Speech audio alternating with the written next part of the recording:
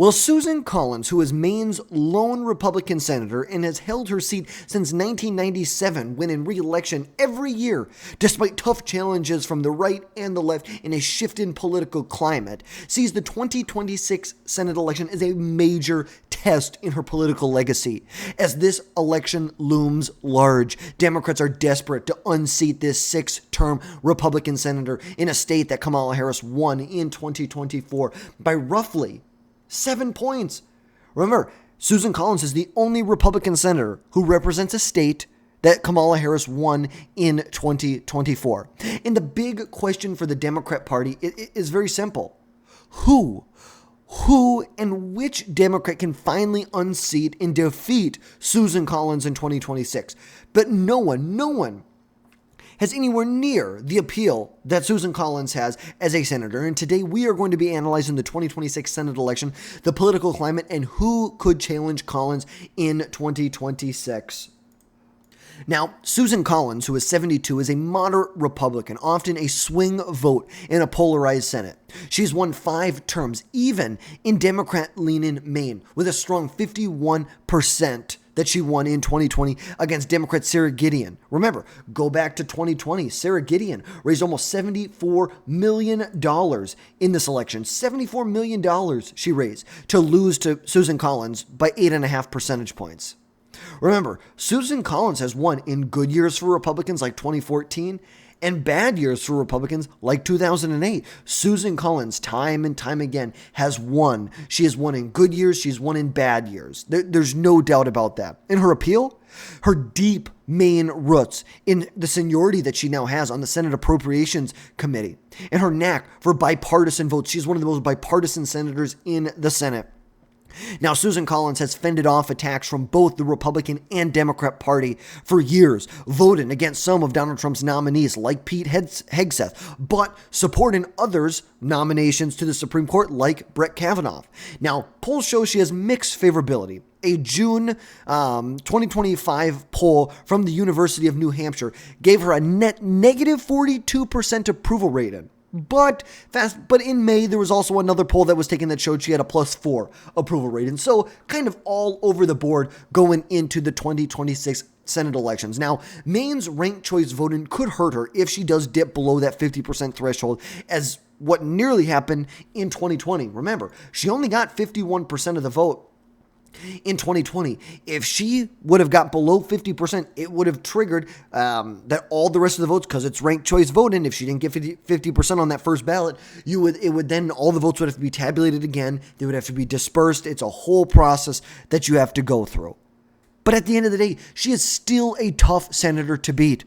Collins has outperformed Republicans in an extremely blue state by leveraging her name recognition and local ties to have an electoral dominance in a state like Maine. Remember, this is a state that in 2008 voted for her by 22 points. She won 61% of the vote. At the same time, in 2008, Barack Obama won 57% of the vote in the state and won by 17%. She wins year in and year out. And we know that midterms typically and often punish the president's party. And Trump's GOP could face headwinds in 2026. Now, Maine is a moderately blue state, voting for every Democrat presidential nominee since 1992. Now, Republicans right now hold a very slim majority in the Senate. They hold a 53 to 47 majority in the Senate. And losing Collins' seat would hurt the GOP's chances of maintaining control. Now, at the end of the day, we've talked about this a lot. It's very far off. It's a far off idea that Democrats could somehow get control of the Senate. Even if they lose Maine, even if they hold on in Michigan, Georgia, they flip North Carolina, they're still at 49 seats. They still need to poach 2 more seats if they want to be in the majority in the Senate, which just isn't going to happen.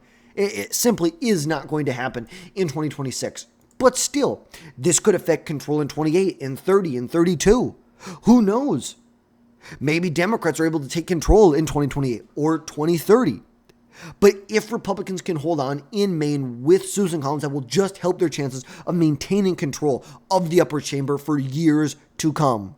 Now, Collins has a moderate stance and has shielded her from a lot of anti-Trump backlash in her state, but she does risk alienating more conservative MAGA voters. That's the reality.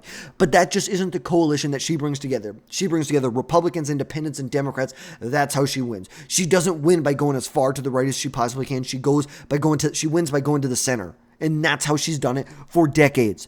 And we should trust that she knows what she's doing and how to win in a state like Maine. Now, like we said, Democrats need to flip 4 GOP seats if they want to take control of the Senate, which it's a tall target. It's a tall order. But Maine and North Carolina are their 2 top targets as of right now. They're the most vulnerable Republican seats going into 2026. There's no doubt about that. But the biggest issue that Democrats are having right now in the state is recruiting a Democrat. Finding a Democrat who will run against Collins. Not even a Democrat who can match Collins' statewide appeal without splitting the vote. Just someone who's willing to run against her. As of right now, no major Democrat is going to run against Susan Collins. All the major Democrats in Maine are opting to run for the open gubernatorial election in 2026. Right now, the biggest name you have is Jordan Wood, who's a former chief of staff to U.S. Representative Katie Porter from California. But besides that, most of the big names, like Shelley Pingree, like Jared Golden, have declined to run. Aaron Frey, who's Maine's attorney general, has toyed with the idea, but has made it seem like, if anything, he would run in the gubernatorial election. Now, Janet Mills, who is seen as the most likely Democrat nominee for the Democrats in the 2026 Senate election in Maine, has not really made any comments on which way she's going to go. Now, this is from, end of July, about a week ago, saying that Janet Mills has yet to announce her intentions, but is still considering a run for Senate, according to a person familiar with her thinking. They told Maine Public last week. Other Democrats in Maine are considering running against Collins too. House Speaker Ryan Facteau confirmed last week that he is still considering it as of right now. Attorney General Aaron Frey, who succeeded Mills in that post after she became governor, is also thinking about running against Collins. So you have 3 bigger name Democrats, but still none of them have jumped in. And we know that Chuck Schumer is going to be pushing hard. He reportedly met with Janet Mills recently after really a massive victory that Chuck Schumer got in the state of North Carolina when he was able to recruit Roy Cooper to run in this election in North Carolina. That was a big, big win for the Democrat Party. A big win to get Roy Cooper in this election. Chuck Schumer's also been talking with potentially Sherrod Brown in the state of Ohio of running, and Janet Mills in Maine. And that is the big issue that the Democrats have right now in the state of Maine. They do not have someone who can run against her. Janet Mills probably would be the best candidate to run against her at the end of the day. I think Janet Mills would put up a serious fight. Do I still think Susan Collins would pull out by a point or two? I think so. But she would put up the best fight out of any Democrat that we could possibly see as of right now. But that's all they have. And Janet Mills is 78 years old. She would be 84 years old at the end of her term. Or she'd be more like 85 at the end of her term. Now, looking at the political climate in the state, we know that midterms often punish the president's party. They do. And that's a big issue that I think Susan Collins has a big up on. She's a major up on that because she's been able to win in good years and in bad years. Now, Janet Mills, who currently right now is the 2-term governor from the state of Maine. She's the first female to ever hold this role and won pretty comfortably in 2018 and in 2020 when she ran in Maine for the governor's election. She won by 7 points in 2018 and 2022. She won by roughly about a little under 14 percentage points, about 13.5 percentage points. And she has a strong statewide record, though there's a lot of eerie with her around some of the stances that Maine has on transgender athletes that drew national criticism from people like President Trump. And recent polls show that she has a higher favorability than Collins. Now, ultimately, that was from the same poll that showed that Susan Collins was underwater by 42%, but still, at the end of the day, Collins has won year in and year out. And there is baggage that Janet Mills has, plus her age, that could weaken her campaign. But who else do you have? Jared Golden? He's probably the best Democrat that could have ran, but ultimately, Jared Golden actually worked. He worked for Susan Collins about 15 years ago and refused to endorse in the 2020 election simply out of respect for his former boss. Now, he already announced he is going to be running for re-election in Maine's 2nd congressional district here. And really, that's all they have. That's all the Democrats have right now. And I think the best way to analyze the Democrat primary right now is that Janet Mills has the best shot at winning. Her statewide wins and her favorability those are the best data points that we have to show that why she would be the best candidate against Susan Collins.